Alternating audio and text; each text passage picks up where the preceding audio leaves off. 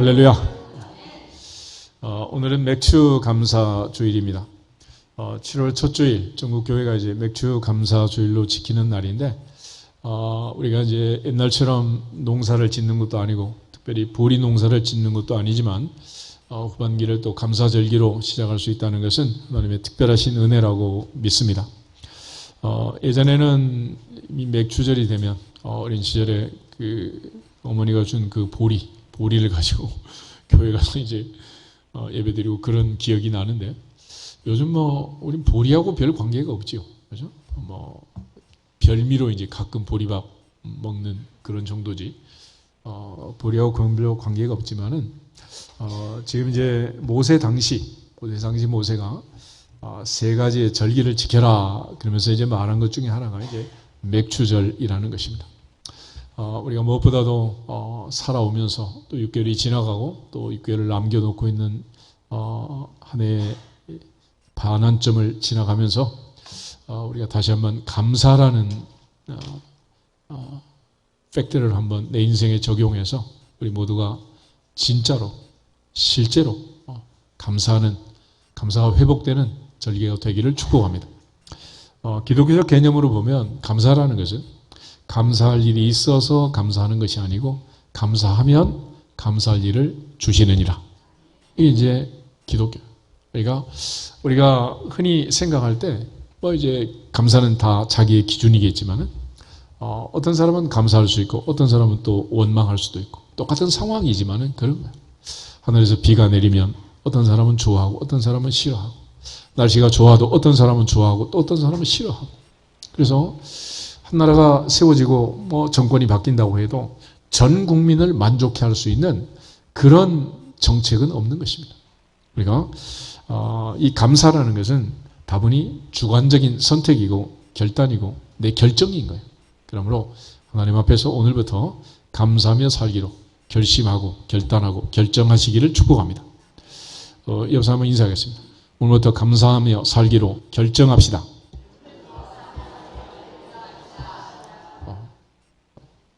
번복하시면 안 되지. 결정은 내가 결정하는 거야. 내가. 그래서 우리가 작은 일에 감사하면 하나님은 더 큰 감사를 주십니다. 흔히 촛불 보고 감사하면 등불을 주시고, 등불 보고 감사하면 달빛 주시고, 달빛 보고 감사하면 햇빛 주시고, 햇빛 보고 감사하면 천국을 주신다. 할렐루야. 그래서 하나님이 주신 일에 대하여 점진적으로 감사하면 하나님께서는 더 큰 은혜를 주시게 되어 있습니다. 그런 차원에서 하나님께서 모세를 통해서 이 세 가지 절기를 지켜라 라고 말하는 것은 한마디로 하나님 앞에 감사해라, 그런 거예요. 먼저 하나님께서 명령한 절기는 무교병의 절기라고 했습니다. 이때 바로 이제 유월절이라는 절기인데, 하나님께서 그렇게 명령한 이유를 아비볼의 정한 때에 이래 동안 무교병을 먹을지니 이는 왜냐하면 그달에 내가 애굽에서 나왔음이라. 빈손으로 나오지 말지니라. 애굽에서 출애굽할 때 하나님께서 양손에 금은 보화를 가득 채워주시고, 그야말로 목걸이, 귀걸이, 코걸이, 발찌, 팔찌 할 것 없이 모든 금은 보화를 가득 채워서 내보내신 거예요. 그게 바로 이제 유월절이라는 절기입니다.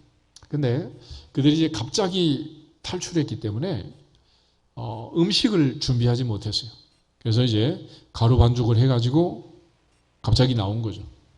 나와서 이제 그들이 먹을 수 있었던 것은 한 달 동안 바로 이 무교병을 먹은 것입니다. 반죽한 거를 구워가지고 이제 그렇게 아무 맛도 없는, 그러니까 요즘이야 밀가루 속에 빵 만들면 설탕 넣고 우유 넣고 온갖 거 집어넣어가지고 이제 달달하게 만들어 먹지만은, 무교라는 것은 발효되지 않은, 그야말로 가루 그대로인 그런 떡을 먹은 거예요, 이게. 그래서 이스라엘 백성들은 지금도 이제 6월절의 절기가 되면 그 맛없는 빵을 만들어 놓고 먹으면서 3500년 전 하나님이 430년 애굽의 종살이에 출애굽시켜준 그때를 기억하면서 감사하고 있는 거예요. 감사. 그러니까 6월절이라는 절기는 3500년 전 모세가 이스라엘 백성들을 출애굽시킨 그 구원의 감사, 구원의 감격, 그거를 잊지 않고 지키는 절기라고 할 것입니다. 그래서 그로부터 이제 50일째 지나서 이스라엘 백성들이 시내산에 도착하고 하나님께서 모세를 불러 올려서 십계명과 율례와 법도를 주셨어요. 그래서 오순절이라는 절기인데 6월절로부터 7주간이 지나갔다. 그래서 77절이라고도 하고 50일째 되는 날이다. 그래서 오순절이라고도 하고 오늘 우리가 맥추절을 지키라라고 말하는 이 맥추절이 됩니다. 그래서 모맥을 거두는 시기이기도 하고 또 수고한 첫 열매를 거두는 시기도 하고 그래서 초실절이라고 또 표현을 해요. 그래서 이처럼 이제 맥추절이라는 절기는 특별히 이스라엘 백성들이 출애굽하고 광야에 나와서 하나님의 말씀과 계명과 율례를 받던 영적으로 하나님이 가득 채워주신 그런 절기. 아모스가 말한 것처럼 물이 없어 가람이 아니고 양식이 없어 기근이 아니라 하나님의 말씀을 듣지 못한 기갈이다. 그래서 이스라엘 백성들에게 있어서 가장 큰 은혜는 하나님께서 그들을 출애굽시키고 나서 시내산에서 모세를 불러올리고 십계명의 말씀과 계명과 율례와 법도를 주셔서 하나님의 말씀을 붙들고 살아갈 수 있도록 복을 주신 것입니다. 시편 기자의 고백은 주의 말씀이 내 발의 등이고 내 길의 빛이 되었습니다. 그리고 하나님께서는 이 말씀에 순종하는 자에게 온갖 기적들을 약속하시고 온갖 복을 약속하시고 특별히 천대가 복을 받도록 말씀에 순종하는 자에게 복을 주겠다 약속을 해주신 거죠. 그리고 이제 이스라엘 백성들이 세 번째 지켰던 절기라는 것은 수장절 그랬는데 이 수장절은 내가 수고하여 이룬 것을 연말에 밭에서부터 거두어 저장한다. 그래서 수장절이라고 하는데 동시에 이제 이때는 이제 이스라엘 백성들이 광야에서 초막 짓고 장막 짓고 살던 그때를 기념해서 초막절 또는 장막절이라고 하는데 곡식을 짓고 이제 농경 문화로 들어가서 농사 짓고 살 그때와 이제 연결을 시키면은 곡식을 곡간에 저장하는 절기. 그래서 수장절이라고 이제 표현을 하는 거예요. 이처럼 이제 구약에서 모세는 애굽에서 출애굽한 날을 기념해서 감사해라. 또 땅에 가나안 땅에 들어가서 첫 열매를 거둘 때 감사해라. 그리고 또 가을에 연말에 모든 곡식 수확을 얻어서 곡간에 저장하면서 감사해라. 이 감사의 절기를 이제 명령하신 거죠. 그런데 출애굽 여정으로 보면 이스라엘 백성들이 어린 양의 피를 좌우 설주 문인방에 바르고 죽음의 사자가 애굽에 10번째 재앙을 내릴 때 이스라엘 백성들의 집은 넘어가고 바로의 왕궁부터 짐승의 우리까지 초태생을 모조리 죽이는 죽음의 사자가 통과하는 그런 재앙이 내린 거죠. 그런 차원에서 이스라엘 백성들에게는 넘어갔다. 그래서 6월절, 넘을유, 넘을월 한자로 해서 6월절이라고 영어로는 패스오버, 패스 플러스 오버 그래서 패스오버라는 이름으로 6월절을 부릅니다. 그러니까 죽음의 사자가 피를 보고 넘어간 거예요. 그런데 이게 이제 신약에 오게 되면은 세례요한이 예수님을 보고서 세상 죄를 지고 가는 하나님의 어린 양이다 그랬습니다. 그런데 바로 그 6월절 어린 양으로 주님은 오셨고 주님이 십자가에 달려 돌아가신 절기가 바로 6월절이었고 그 6월절에 주님이 돌아가심으로 하나님께서 단번에 우리의 구원을 완성하신 다 이루었다 말씀하시고 우리를 구속하신 하나님의 구원계획이 완성된 절기 이게 바로 6월절이라는 절기입니다. 그런 차원에서 3500년 전에 모세가 이스라엘 백성들을 구속했던 것처럼 2000년 전에 주님이 우리의 죄값을 지불하시고 나를 사랑하사 나를 위하여 자기 자신을 버리시고 십자가에 운명하신 날 그날이 바로 6월절이었습니다. 그 6월절에 대하여 주님께서 우리에게 베푸신 그 구원의 감격에 대하여 항상 잊지 말아라. 그래서 이 6월절을 지키는 내 민족의 절기처럼 우리가 항상 우리를 구원하신 그 구원의 감격을 잊지 않고 구원에 대하여 감사할 수 있기를 축복합니다. 이것이 바로 6월절을 지키는 의미이고 또 이런 구원의 사건은 이미 이루어진 과거 사건이다. 그래서 이미 십자가에서 죄값을 지불하셨고 그가 채찍에 맞음으로 너희는 나음을 입었도다. 할렐루야. 다 과거에 이루어진 사건이에요. 그러나 이제 반면에 오순절이라는 사건은 이스라엘 백성들이 시내산에 도착해서 모세가 돌비의 십계명을 받아 내려온 그날에 신약에서는 예수님 6월절에 돌아가시고 부활 승천하시고 50일째 되는 날 6월절부터 50일째 되는 날, 그날 하나님이 보내신, 주님이 보내신 성령이 강림한 절기. 그래서 오순절을 우리가 성령 강림절이라고 하고, 성령이 오심으로 초대교회가 이루어졌습니다. 12사도와 120명의 성도들이 오로지 기도에 힘쓰고 집중할 때 갑자기 불처럼 바람처럼 각 사람 머리 위에 성령이 임하셨고, 그 성령의 임재로 인해 초대교회가 이루어지고 2000년 동안 그 성령의 능력으로 교회는 왕성하게 부흥 성장하고 있는 줄 믿습니다. 그런 차원에서 갈릴리의 어부들, 일자무식의 제자들, 그들에게 하나님의 성령이 오심으로써 성령의 권능을 주셔서 사역을 하게 한 거예요. 오늘도 우리가 우리 자신을 생각하면 모세처럼 나는 나이가 많아서 입이 뻣뻣해서 혀가 둔해서 못하겠습니다. 에레미야처럼 나는 아이라 말할 줄을 모릅니다. 난 못합니다. 내 형편이 안 되고 뭐가 안 되고. 근데 하나님께서는 밭갈이 하던 엘리사를 부르시고 뽕나무 재배하던 아모스를 부르시고 갈릴리 바다에서 지금 고기 잡던 제자들을 부르시고 현장에서 일하던 사람들 부르시고 사역을 맡긴 거예요. 그런데 그들에게 가장 중요한 것은 예루살렘을 떠나지 말고 기다려라. 위로부터 능력이 입혀질 때까지 기다려라. 오직 성령이 임하시면 너희가 권능을 받고 예루살렘과 온 유대와 사마리아 땅끝까지 이르러 내 증인이 될지어다. 내 증인이 되라.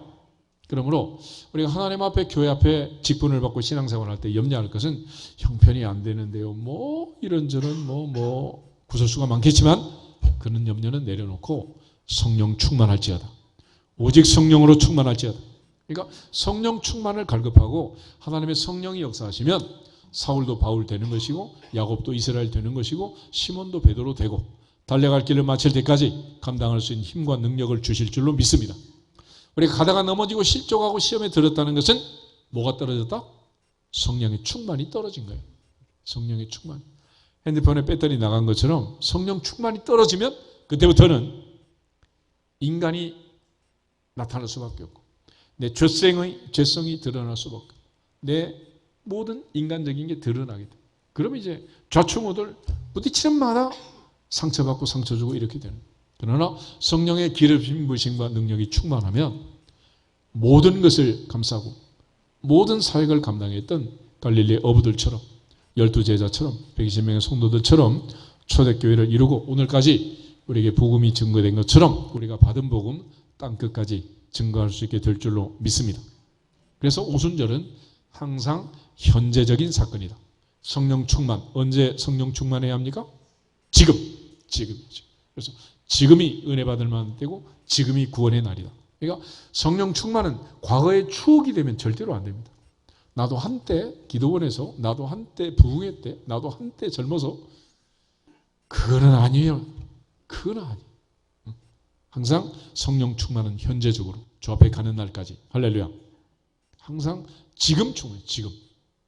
그리고 이스라엘 백성들이 열매를 거두고 집어넣었던 이 수장절이라는 절기는 예수께서 이 땅에 오셔서 알곡과 가라지의 비유를 많이 말씀하셨어요. 그래서 알곡은 곡간에 넣고 가라지는 불에 태워 영벌에 들어간다.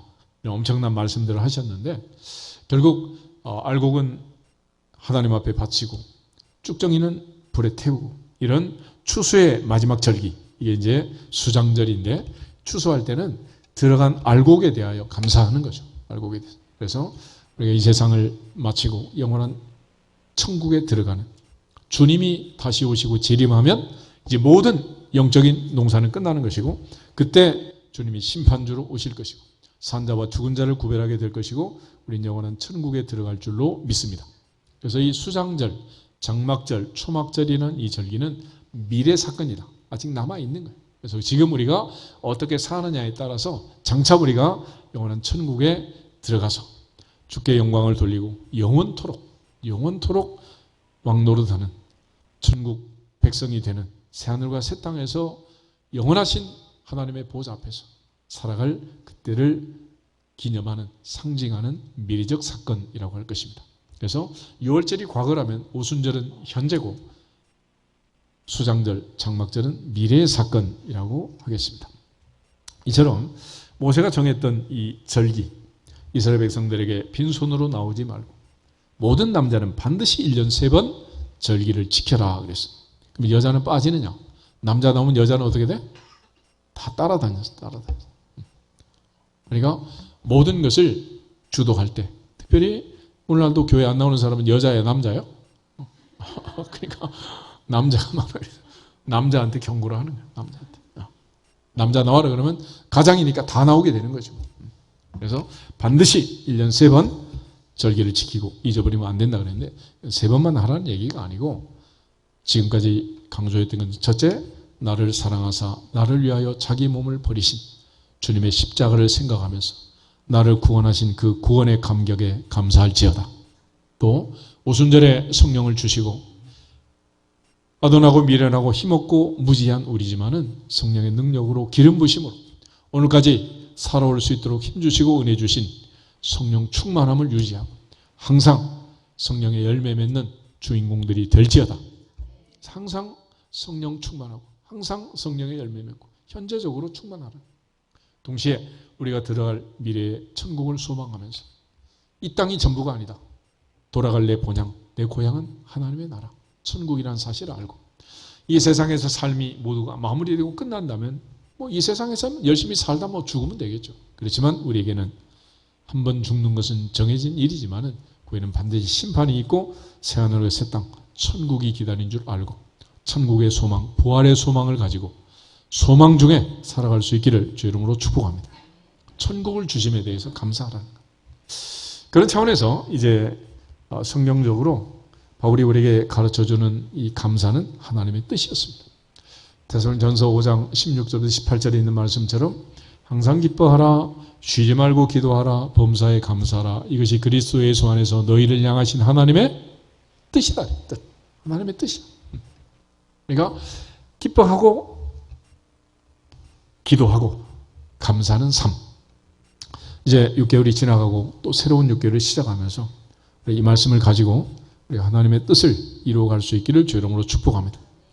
지금처럼 살아도 되면 감사한 일이고 지금부터 또 그렇게 살아갈 수 있으면 감사한 일이고 그래서 지금까지 감사했던 것처럼 앞으로도 감사하시고 변함없이 범사에 감사하면서 하나님의 뜻을 이루기를 주 이름으로 축복합니다. 이 감사를 위해서 바울이 우리에게 가르쳐준 것 중에 하나가 자족이라는 거예요. 자족. 빌립보서 4장을 한번 찾아보겠습니다. 빌립보서 4장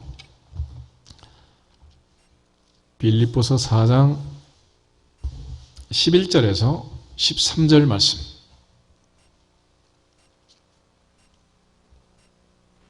빌립보서 4장 11절에서 13절. 11절부터 보겠습니다. 내가 궁핍함으로 말하는 것이 아니니라. 어떠한 형편에든지 나는 자족하기를 배웠노니 나는 비천에 처할 줄도 알고 풍부에 처할 줄도 알아. 모든 일 곧 배부름과 배고픔과 풍부와 궁핍에도 처할 줄 아는 일체의 비결을 배웠노라. 내게 능력 주시는 자 안에서 내가 모든 것을 할 수 있느니라. 아멘. 우리가 13절 가장 좋아하는 성경 구절 중에 하나죠. 내게 능력 주시는 자 안에서 내가 모든 것을 할 수 있느니라. 여기서 말하는 모든 것을 할 수 있다는 것은 자족을 얘기합니다. 자족할 수 있다. 자족할 수 있다. 그래서 나는 궁핍해도 자족하고 풍부해도 자족하고 비천해도 자족하고 배가 불러도 자족하고 배가 고파도 자족하고 어떠한 형편에든지 어떠한 상황에도 처할 줄 아는 일체의 비결, 그는 자족이라는 자족. 이 자족을 나는 배웠다. 나는 자족을 배웠다. 그래서 옛날에 우리가 늘 하는 말 중에 젊어서 고생은 어떻게 해라? 사서라도 해라. 그러니까 사람은 뭘 통해서 배운다는 거예요? 고생을 통해서, 고생을. 그러니까 요즘 아이들이 고생을 안 하잖아. 이게 지금 문제인 거예요. 문제. 그러니까 땀을 흘리고 고생을 해야 되는데 이 고생을 안 하니까 조금만 힘들면 이제 못 하겠다, 안 하겠다. 그래서 그 좋은 회사 들어가도 다니다 집어치우고 뭐 도대체 뭘 인내심이 없어. 살아가지를 못하는, 인내하지를 못해. 궁극적으로 사도 바울은 우리에게 자족을 나는 배웠다라고 말합니다. 바울은 이 자족을 어떻게 배웠느냐? 지금 말한 것처럼 궁핍과 배부름과 배고픔과 이 모든 일을 체험하면서 경험하면서 배운 거예요. 고린도서 11장 한번 보실까요? 고린도서 11장.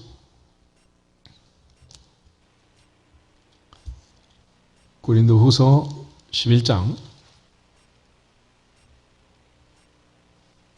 23절부터 30절 말씀까지 한 절씩 교독하겠습니다. 고린도서 11장 23절 제가 먼저 읽겠습니다. 그들이 그리스도의 일꾼이냐 정신없는 말을 하거니와 나는 더욱 그러하도다. 내가 수고를 넘치도록 하고 옥에 갇히기도 더 많이 하고 매도 수없이 맞고 여러 번 죽을 뻔하였으니 3번 태장으로 맞고 1번 돌로 맞고 3번 파선하고 일주야를 깊은 바다에서 지냈으며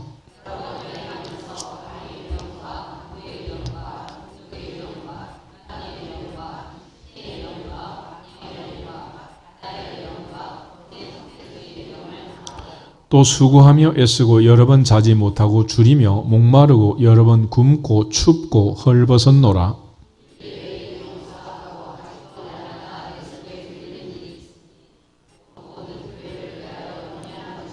누가 약하면 내가 약하지 아니하며 누가 실족하게 되면 내가 애타지 아니하더냐. 아멘.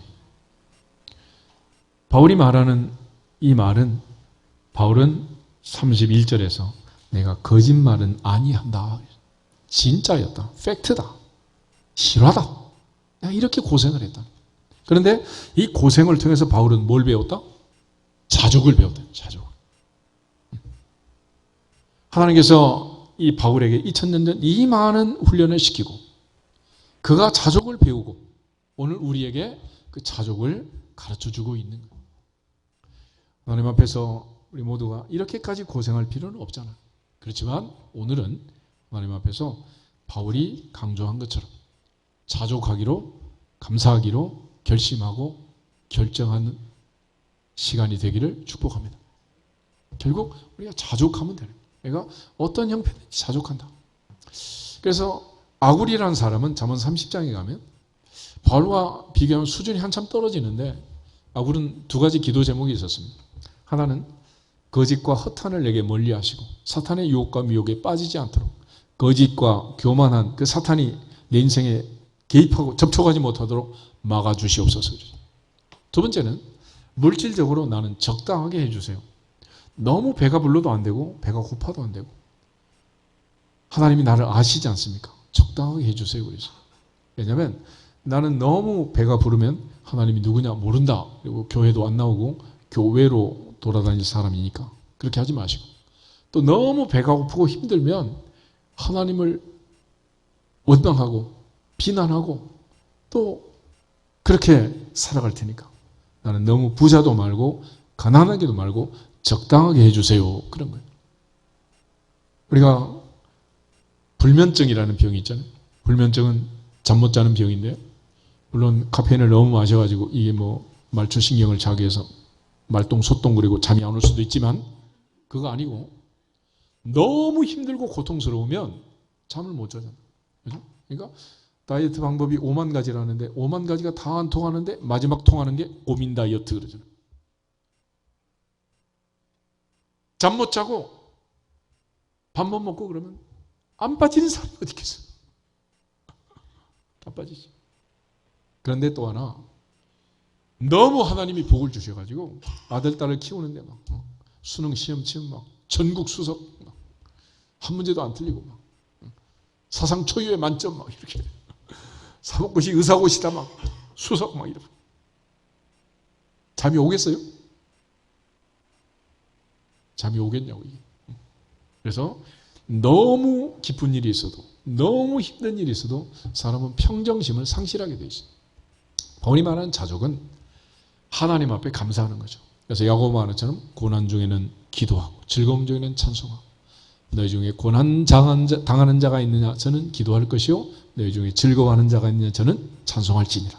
그래서 이 아픔과 고통 속에서 하나님은 바울에게 자족의 훈련을 시킵니다. 자족. 고린도서 12장에 가게 되면 바울은 3번씩이나 기도했는데 하나님이 안 들어주세요. 그러면서 그가 다시 한번 자족하는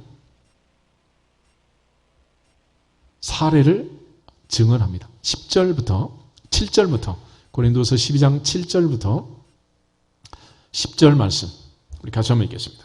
여러 계시를 받은 것이 지극히 크므로 너무 자만하지 않게 하시려고 내 육체에 가시고 사탄의 사자를 주셨으니 이는 나를 쳐서 너무 자만하지 않게 하려 하심이라. 이것이 내게서 떠나가게 하기 위하여 내가 3번 주께 간구하였더니 나에게 이르시기를 내 은혜가 내게 족하도다. 이는 내 능력이 약한 데서 온전하여 짐이라 하신지라. 그러므로 도리어 크게 기뻐함으로 나의 여러 약한 것들에 대하여 자랑하리니 이는 그리스도의 능력이 내게 머물게 하려 함이라. 그러므로 내가 그리스도를 위하여 약한 것들과 능력과 궁핍과 박해와 곤고를 기뻐하노니 이는 내가 약한 그때에 곧 강함이라. 아멘. 다시 말해서 나는 병들고 약하게 될 때 주님을 더 강하게 붙잡는 사람입니다. 할렐루야. 그래서 바울은 자기에게 여러 가지 어려움과 고난이 와도 이 나쁘지 않다는 거예요. 오히려 주님을 더욱 가까이 붙들고 흔들리지 않을 수 있는, 주님만 찾고 주님께 답이 있음을 알고 주님께 달려갈 수 있는 그런 상황이 된다는 거예요. 그런 차원에서 사도 바울은 우리에게 자족을 얘기합니다. 신명기에 보면 모세가 하나님 주신 그 놀라운 은혜를, 기적을 체험하고 이제 인생 120년을 마무리할 때가 됐는데 하나님께 마지막 한 가지를 더 요구해요. 가나안 땅에 꼭 들어가고 싶습니다. 그 땅을 밟고 싶습니다. 그럴 때 하나님께서 그만해라. 내 은혜가 내게 족하도다. 그만해도 족하니 더 이상 그 일로 내게 말하지 말아라. 하나님께서 모세에게 그렇게 절제를 시킵니다. 우리 인생이 있는 것 없는 것 다 그렇게 가면 바울이 지금 여기서 말한 이유가 뭐예요? 하나님이 왜 바울의 손수건만 갖다 엎어도 질병이 떠나가던 그 능력의 사도에게 병을 주셔서 안 고쳐주셨느냐? 나로 하여금 자만하지 않게 하시려고, 교만하지 않게 하시려고. 아멘? 그래서 하나님이 사도 바울에게 이 연약함을 주셨다는 거예요. 연약함. 그래서 하나님이 사랑하는 사람들은 하나님만 고칠 수 있는 그런 기도 제목들을, 그런 병마를 하나씩 주시는 거예요. 뭐 하지 말라고? 자만하지 말고, 교만하지 말라고. 그것이 은혜니라. 그것이 은혜니라. 그러지 않으면 넘어진다. 그러지 않으면. 너무 교만해서 넘어지게 된다. 그러니까 바울이야말로 삼층천에 가서 천국을 보고 온 사람이에요. 천국을. 그런데 바울을 통해서 나타난 은사와 역사가 얼마나 많냐는 거예요. 그런데 몸까지 건강하고 뛰어다니면 주일날 교회 나오겠어? 교회로 가겠어? 그래서 하나님께서 사도 바울에게 연약함을 주셨다. 예수님께서 우리에게 십자가의 순종을 넘어 복종을 하셨는데 예수님께서 그렇게 하신 이유를 히브리서 기자는 예수님도 순종을 배웠다 그래. 배웠다. 히브리서 5장을 한번 보실까요? 히브리서 5장.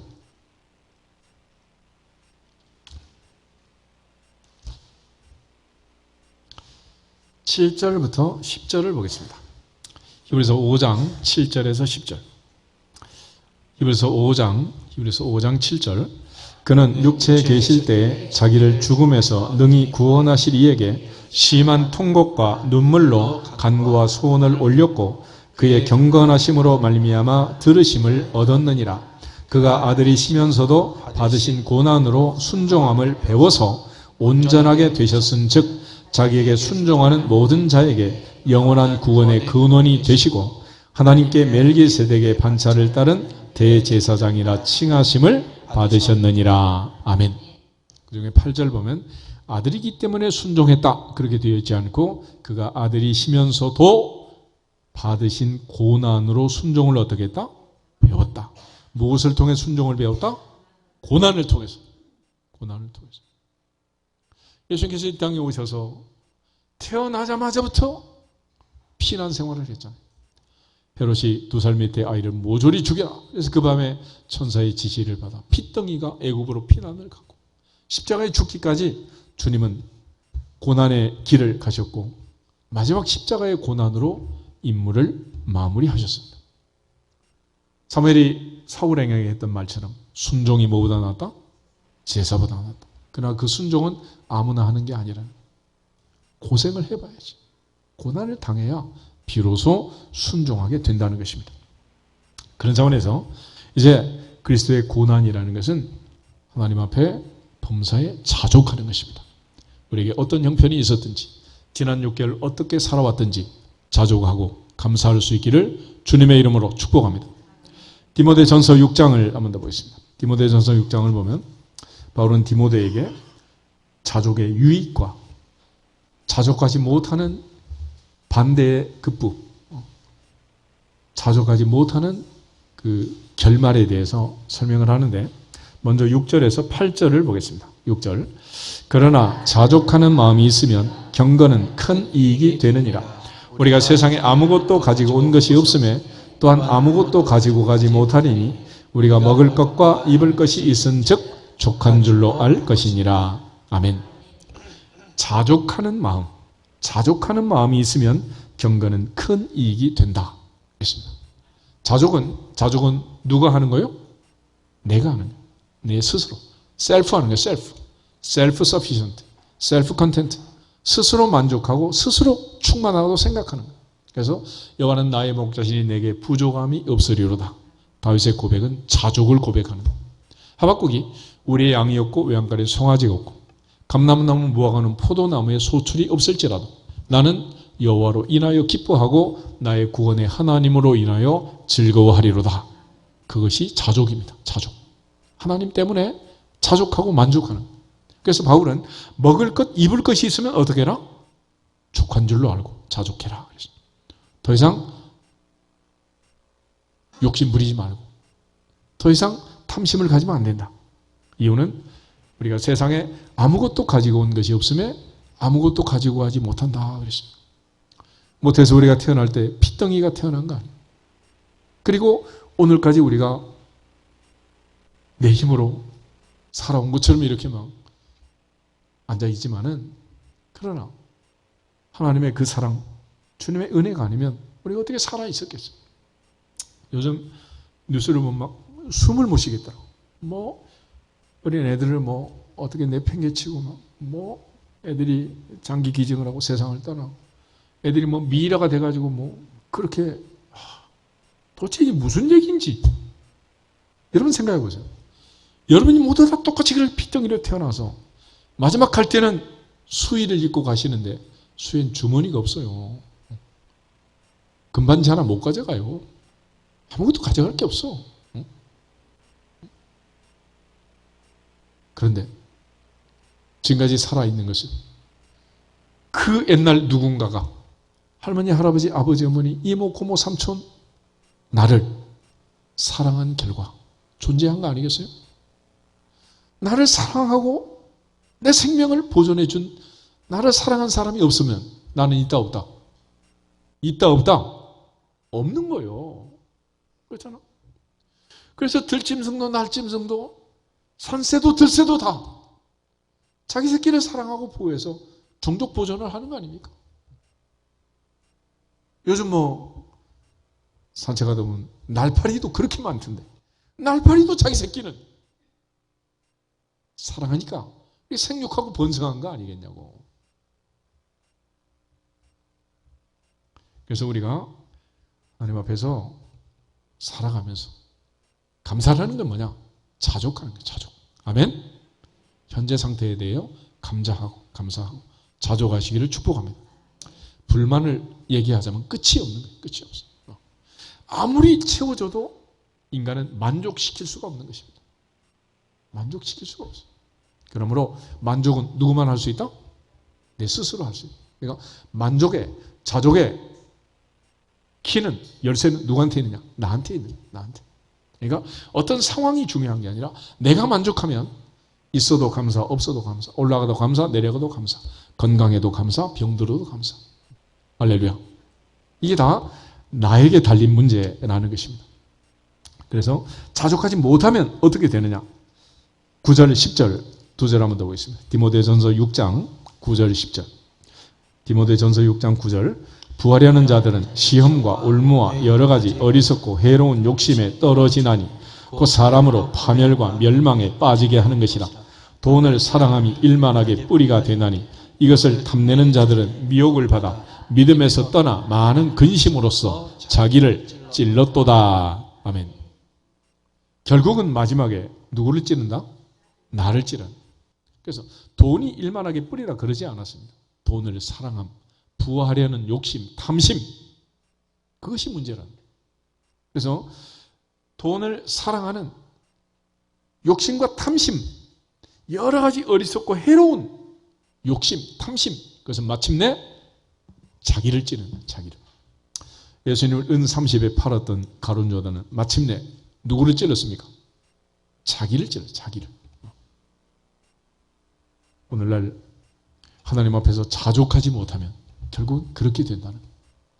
바울은 이 세상 사는 동안 먹을 것, 입을 것 있으면 자족하고, 가지고 갈 것 없으니 나누고 베풀고, 특별히 이 땅에 사는 동안 마음을 잘 다스려서 자족하는 마음이 있으면 경건은 큰 이익이 되느니라. 그래서 우리 마음 속에 항상 자족하고 감사하는 마음이 있기를 주님의 이름으로 축복합니다. 예전에 그 서초동에 있는 교회 집회를 갔더니 그 동네 빌라를 헐고 새 집을 짓더라고. 그때 당시 그 빌라들이 한 10억씩 하는 빌라인데 교회 빌라를 다 헐었어. 그래서 아니 왜 멀쩡한 집을 허느냐고 그러니까 목사님 그러시더라고. 20억짜리 빌라를 만들려고 그런데 세월이 지나보니 우리 동네가 지금 그러고 있다면서? 이게 다 뭡니까? 뭐예요? 근원적으로 인간 속에 있는 욕심, 탐심, 먹음직도 하고 보함직도 하고 지혜롭게 할 만큼 탐스럽기도 한 그 끊임없는 욕심, 탐심, 그것이 우리를 힘들게 하는 거예요. 그러므로 오늘부터 행복할 수 있는 비결, 감사하고 자족하는 것입니다. 특별히 맥주 감사절을 맞이하면서 이제 2023년 6개월 남은 이 시점에서 현재 상태에 대하여 감사하고 자족하기로 결단하시기를 주 이름으로 축복합니다. 우리 옆 사람 다시 한번 인사하겠습니다. 오늘부터 자족하기로 결정합시다. 아멘. 그렇게 하셔야 돼요. 그러면 행복한 거예요. 그런데 여기서 또 자족하지 못하고 가장 가까이 있는 남편과 아내, 부모와 자녀, 형제, 자매, 우리가 섬기는 교회, 우리가 사는 이 땅 다 마찬가지예요. 지금 모든 사람은 아메리칸 드림이 아니라 코리안 드림을 가지고 동남아에 있는 모든 사람은 다 이 땅에 오기를 원하는데 우리는 뭐 젊은 친구들 뭐 헬조선이라나 뭐 이상한 얘기를 하더라고요. 이 땅이 무슨 뭐 헬이야 헬? 지옥이야? 너무 좋은 나라를 만들어가지고 지금 분초로 차가 온다고 기차가 온다고 전철이 온다고 방송하는 나라가 어디 있어요? 미국 가도 이러질 않아요. 그래서 우리가 이제 감사절기를 맞이하면서 그리스도인으로 산다는 것은 무엇인가? 바로 한마디로 누구든지 그리스도 안에 있으면 새로운 피조물 그랬습니다. 이거는 뭐냐? 예수께서 니고데모에게 말한 것처럼 성령으로 다시 태어난 사람, born again, 두 번째 출생한 사람. 니고데모는 예수님께 육체의 출생은 엄마의 모태에 들어갔다 왔는데 두 번째 출생은 그럼 다시 한번 엄마가 다시 나를 낳아야 됩니까? 어이없는 질문을 했잖아. 그때 예수님께서 물과 성령으로 다시 태어나지 않으면, 물과 성령으로 거듭나지 않으면 하나님 나라에 들어갈 수 없다라고 말했습니다. 그래서 우리가 이 거듭 태어난 살아있는 생명체의 특징이 있습니다. 여러분 지렁이도 밟으면 꿈틀한다 그러죠. 왜 그런지 아세요?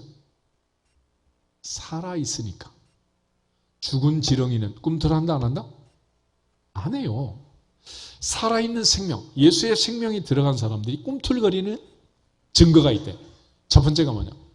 웃음, 기쁨의 웃음이 있어. 예수님께서 마지막 만찬석에서 내가 이것을 너희에게 이르면 내 기쁨이 너희 안에 있어 너희 기쁨을 충만케 하려 함이니라 그랬잖아. 그래서 우리가 예수를 믿고 그리스도인으로 산다는 것은 뭐냐? 감사, 자족하기로 결정한 건데 감사하고 자족하는 예수의 영이 생명이 우리 속에 들어오게 되면 첫째 얼굴의 표정이 달라지는 거예요. 할렐루야. 강아지는 태어나서 죽을 때까지 얼굴이 변하지 않습니다. 얼굴에 주름이 없어. 근육이 없어. 그러니까 표정 관리가 안 되네. 똑같아. 얘가 성질이 나는지 기분이 좋은지. 근데 걔도 이제 표현하는 방법은 얼굴의 근육과 이게 움직이지 못하니까 방법이 어떨 때는 눈물을 흘리더라고. 어떨 때는 꼬리를 흔들고 펄쩍펄쩍 뛰는 거예요. 우리가 얼굴 표정을 짓지 못하고 강아지처럼 해야 된다면 어떻게 해야 되겠어? 좋을 때 막 이래야 되지 않겠어? 근데 하나님께서 우리에게 특별히 은혜를 주셔가지고 얼굴에 온갖 종류의 근육이 다 들어있는 거예요. 슬플 때, 기쁠 때, 화날 때, 성질날 때, 배고플 때, 더 먹고 싶을 때, 덜 먹고 싶을 때 막 더 표현을 할 수 있는 이런 은혜를 주신 거지. 그래서 예수의 영이 새로운 피조물로 거듭난 새 생명이 들어오게 되면 얼굴이 항상 밝아지고 기뻐지고 웃음꽃이 피게 되는 거예요. 할렐루야. 그래서 항상 얼굴이 밝고 표정이 밝아진대. 그게 내 안에 예수의 생명이 들어와 있는 증거예요. 증거. 여러분 사진 찍을 때 사진 잘 나오게 하는 방법.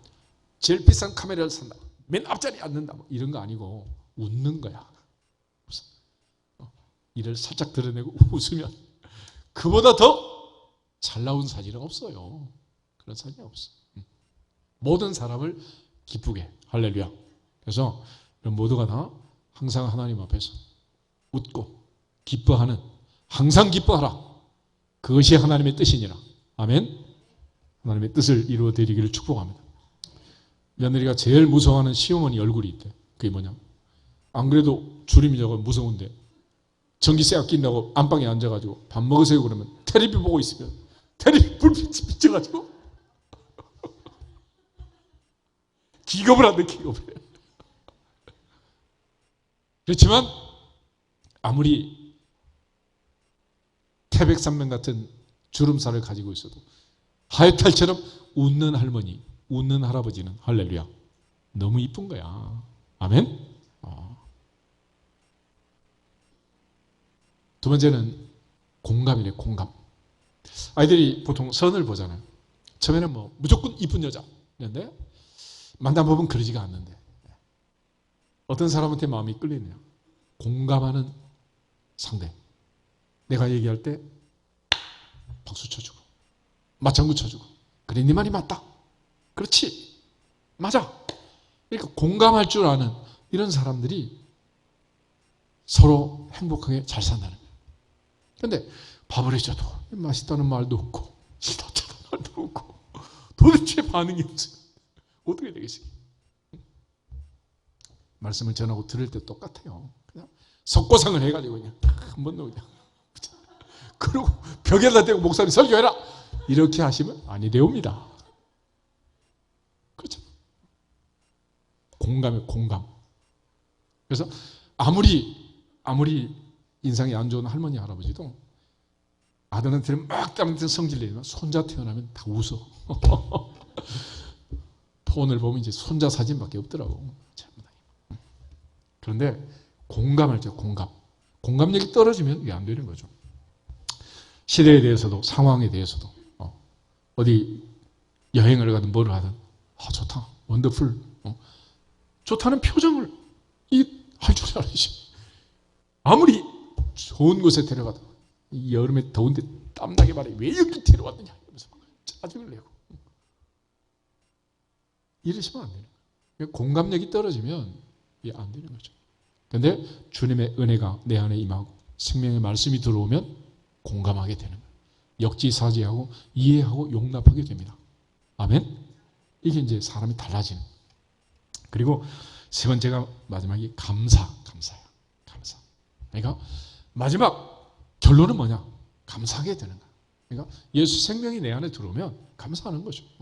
이보다 더 좋을 수는 없고 감사하는 거야.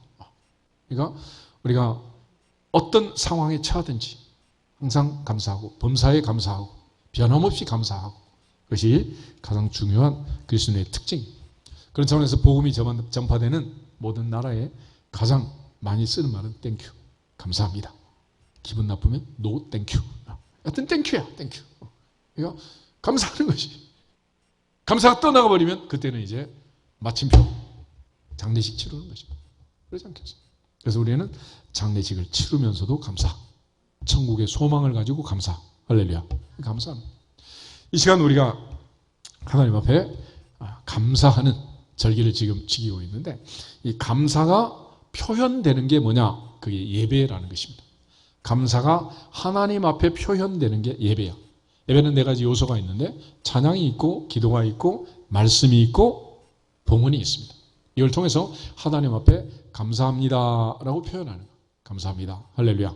감사합니다. 그래서 우리가 부르는 모든 찬송의 베이직, 펀더멘트는 어떤 찬송? 감사 찬송. 오늘처럼 그렇게 하시면 돼요.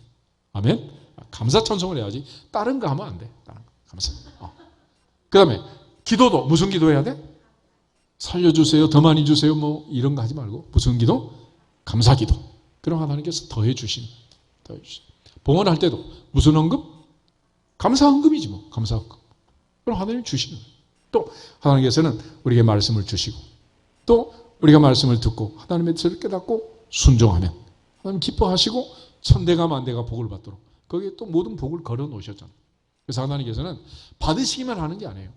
구하라 그러면 주실 것이요, 찾아라 그러면 찾아낼 것이요, 두드리라 그러면 너에게 열릴 것이니라. 아멘. 그러니까 하나님 앞에 예배라는 것은 우리가 일방적으로 드리는 게 아니에요. 하나님은 드리면 받으시면 또 어떻게? 누르건더러 넘치도록 천배 만배 천대까지 복을 주신다. 이 약속 아니겠습니까?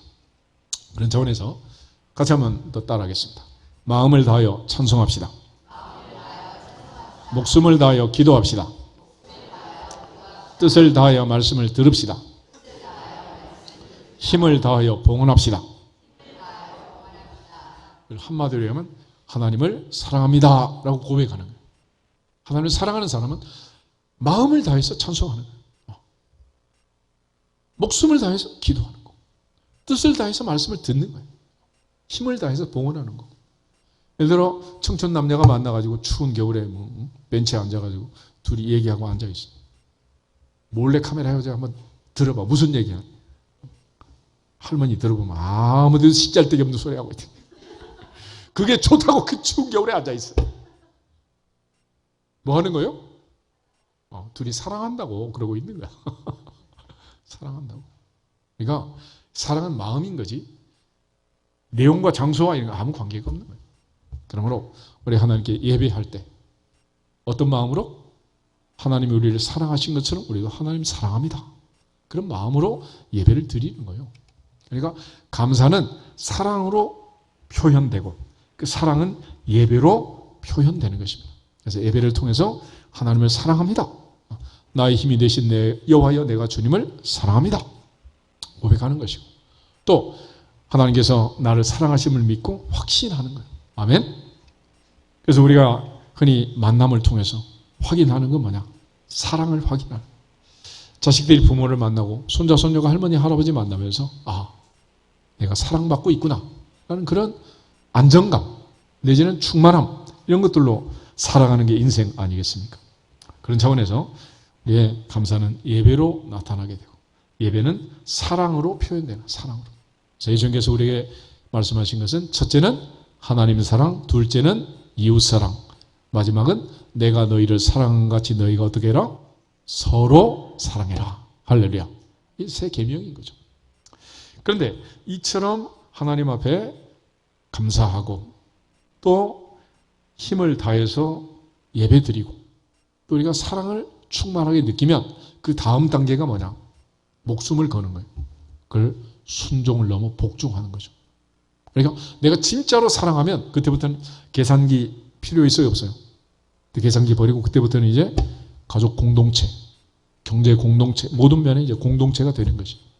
요즘은 전부 따로따로 통장 가지고 따로따로 뭐 이렇게 산다는데 그게 이해가 잘 안 되지. 그런데 하여튼 그렇대. 어쨌거나. 그런데 문제는 사랑하면 이제 하나가 되는 것이. 하나가 되어서 하나로 살게 되는 거고. 하나님께서 우리를 사랑하실 때 계산하셨다 안 하셨다? 안 했다는 근거가 뭐냐? 우리가 연약할 때, 죄인이었을 때, 원수였을 때 하나님 우리를 미워하셨다 사랑하셨다? 사랑하셨다. 계산 안 하신 거예요. 계산 안 하신 거예요. 내가 어떤 상황에 있든지 어떤 처지에 있든지 주변 사람과 비교해서 세상 사람들이 말하는 기준으로 지혜롭지 못하고 미련한 경우도, 강하지 못하고 연약하고 병약한 경우에도, 우리가 부하고 모든 스펙이 좋은 상황이 아니라 아무것도 없는 그런 비천한 처지에 있다가도 하나님은 나를 사랑하셨다. 무조건 사랑, 아가페의 사랑. 하나님은 계산기 두드리지 않았다는 거예요. 그렇게 우리를 사랑하신 거예요. 그러므로 그 하나님께서 우리를 사랑하셨음을 깨달았던 사도 바울은 주 예수께 받은 사명, 나를 사랑하사 나를 위해 자기 자신을 버리신 하나님의 아들이 내게 주신 사명, 복음의 사명을 감당하기 위하여 내 생명을, 목숨을 귀한 것으로 여기지 않노라. 그런 거죠. 그런 차원에서 네 번째는 순종을 넘어 복종, 복종을 넘어 순종하는 서브젝션. 이게 이제 중요합니다. 그래서 그리스도인들을 세상이 감당하지 못할 자다. 목숨을 아끼지 않는 자들이다. 그래서 믿음장에, 히브리 11장에 그렇게 결론을 내리는 거예요. 그리고 그처럼 우리가 하나님 앞에서 감사하고 예배하고 사랑하고 순종하면서 공동체를 이루고 주 안에서, 가정 안에서, 교회 안에서 살아가는 마지막 목적, 그거는 솔리 데오 글로리아, 오직 하나님께 영광. 할렐루야. 하나님께 영광. 그러므로 예배 드리는 것도 하나님께 영광. 우리가 건강하게 사는 것도 하나님께 영광을 위해서. 또 우리가 아이들을 양육하는 것도 하나님께 영광. 우리가 살아있는 동안 하는 모든 일이 다 목표가 뭐냐? 하나님께 영광이다. 고린도전서 10장 31절 한 절만 보겠습니다. 고린도전서 10장 31절.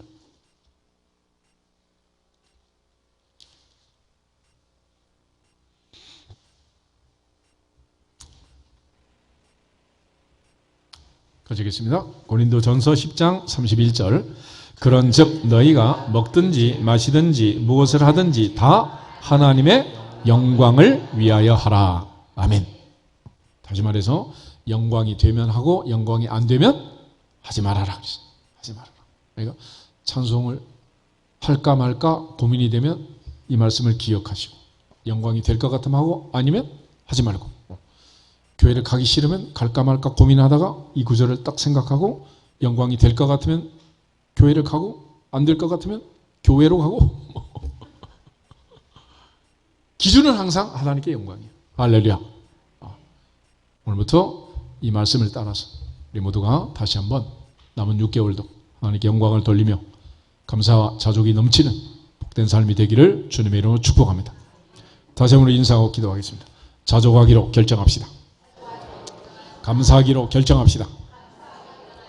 하나님의 영광을 위하여 살기로 결정합시다. 아멘. 다 같이 주 예수 그리스도의 이름으로 변치 말지어다 선포하기도 하겠습니다. 주 예수 그리스도의 이름으로 변치 말지어다. 변치 말지어다. 변치